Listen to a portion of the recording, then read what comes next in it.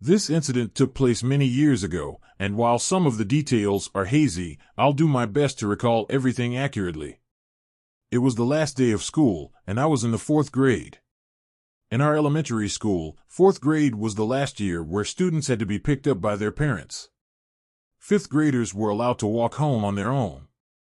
My mom always picked me up on the last day of school. My friend Dennis and I had planned a playdate to celebrate the end of the school year. Although Dennis wasn't in my class that year, we had been friends since kindergarten. After school, our classes lined up in single file and walked to the exit door at the end of the hall, where we waited outside with our teacher, Miss Blue. I watched for Dennis's dad among the crowd of parents, but instead, I heard my name being called. Tommy. Tommy. A man I didn't recognize was waving at me. He introduced himself as Dennis's uncle and said he was picking me up. I told Miss Blue that I was being picked up, and when she asked who it was, I pointed to the man, who waved back at her.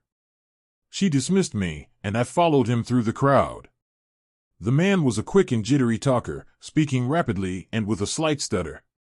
He walked so fast that it was difficult for me to keep up with him, especially with my backpack on. He explained that his brother, Dennis's dad, had to work later than expected, so he was taking me back to his house. When we reached his car, a dark red hatchback, I finally noticed something was off. Where was Dennis? I asked about him, and the man said Dennis was already at his house.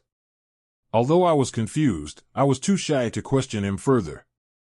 During the drive, the man kept talking, asking me about school and what sports I played. We drove for what felt like 10 minutes, which was odd because my house was only a 5-minute walk from the school. We were definitely in an unfamiliar area.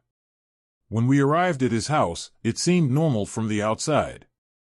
He led me inside, locking the door behind us. The house was dark, with all the curtains closed and only a dim lamp in the corner providing light. The atmosphere felt eerie, like it was nighttime inside the house. I asked again about Dennis, and the man, now looking nervous, said Dennis was downstairs playing video games. He disappeared into another room, and I heard a door open and footsteps descending into the basement. My heart was racing, and I knew I was in danger. I tried to quietly open the front door, but it was locked and needed a key. Panic set in, but I held out a sliver of hope that Dennis would come upstairs. Realizing the chances were slim, I decided to act. I found a phone in the kitchen and dialed 911, whispering, "Please come to this house. I've been kidnapped." The operator acknowledged me, and I hid the phone under a towel with the line still open. I hurried back to the living room just as I heard the man coming back up the stairs. He called my name, saying, "Come down, Dennis is down here."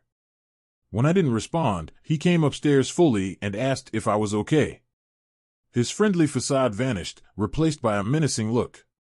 He grabbed my wrist aggressively and started pulling me toward the basement. I screamed and cried, and he yelled at me to stop and behave, promising to let me go. I complied, walking down the stairs to an empty, unfinished basement with a concrete floor and a single support beam. The room was dimly lit by an exposed light bulb, adding to the terrifying atmosphere. I could hear his heavy footsteps upstairs, pacing back and forth. After a while, he came to the basement door and asked if I was hungry. I replied no, hoping he wouldn't go into the kitchen and notice the missing phone. Suddenly, the doorbell rang 3 times, followed by loud banging, definitely the police. I held my breath, waiting until I heard the front door open.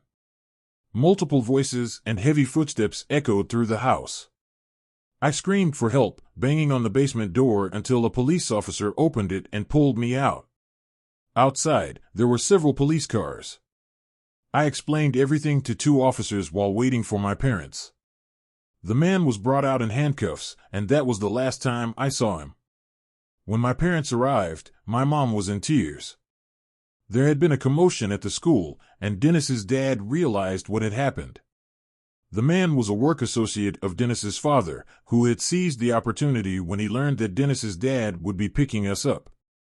I never found out how he knew what I looked like. As I grew older, I avoided asking for more details, trying to forget the incident. My mom and I attended counseling for months afterward. My parents were furious with Miss Blue for not verifying the identity of the person picking me up. I know that if I hadn't called the police, I might not be here today. This happened about 17 years ago, and for all I know, that man might be out of prison by now. Reflecting back on that day, the initial excitement of the last day of school now seems like a distant, bittersweet memory. Dennis and I had planned to celebrate, to play, and to enjoy our newfound freedom from the confines of school. Instead, I found myself in a nightmare, taken by a stranger under the pretense of being someone he wasn't. The sheer terror of being locked in that dark house, the uncertainty of what might happen next, and the adrenaline-fueled decision to call for help are memories that have stayed with me, shaping my understanding of trust and the importance of vigilance.